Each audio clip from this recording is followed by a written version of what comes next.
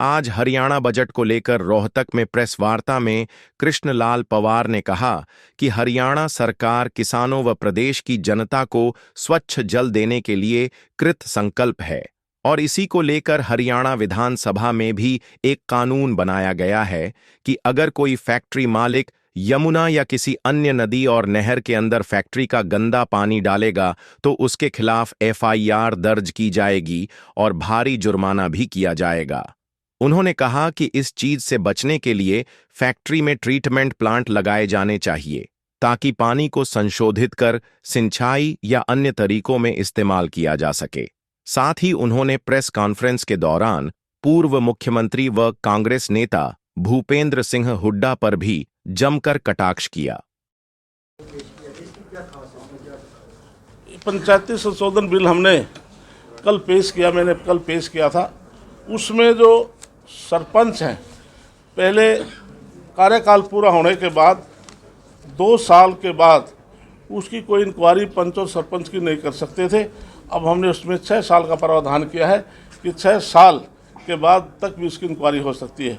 दूसरी एक अमेंडमेंट हमने पंचायती विभाग की तरफ से हम लेकर आए थे कि 20 वर्ष पूर्व किसी गांव के अंदर ग्राम पंचायत की ज़मीन में, तालाब में ना हो, फील्ड में ना हो, कृषि भूमि में ना हो, गलती से किसी ने कोई मकान बनाया है तो उसको हम मालकाना हक हम देने जा रहे हैं।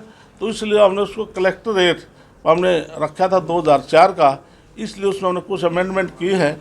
हमने उसमें विभाग की तरफ से हम उसको तय करेंगे और कम से कम रेट पर हम उस गरीब व्यक्ति को, जिस व्यक्ति ने 500 गज मकान बनाया है, हम उसको 500 गज का तक कि हम उसको मालकाना हक देंगे। जो विधेयक आपने पेश किया जो 2 साल तक कार्रवाई की, अब 6 साल तक होगी। हाँ जी, उसमें कुछ पंचायतें चिन्हित की गई हैं जिनका टर्नओवर 2 साल में खत्म हो गया, उन्होंने करप्शन की हो।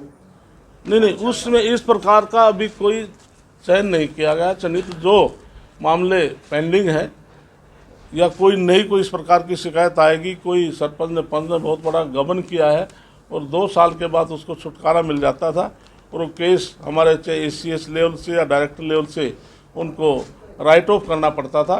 इसलिए अब 6 साल तक उसकी इंक्वायरी हम कर सकते हैं दोबारा से। मंत्री जी, जो महिलाओं को 2100 रुपए देने के बारे हाँ, में बात की, बहुत अच्छा सवाल। विपक्ष ने एक मुद्दा उठाया कि आप लोगों ने घोषणा तो कर दी लेकिन अभी तक डेट नहीं बताई, कब से 2100। हाँ, इसके लिए बहुत अच्छा आपने सवाल किया दोस्त।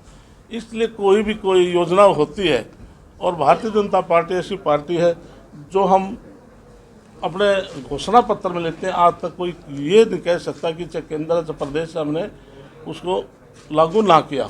हमने 2100 रुपये की महिलाओं को 18 साल से 60 साल तक की महिलाएं को देने की हमने बात की है। हमने 5000 करोड़ का हमने उसमें बजट 5000 का हमने बजट प्रावधान भी किया है बजट के अंदर। तो इसलिए इसके लिए हरियाणा सरकार इनको बहुत जल्दी देगी।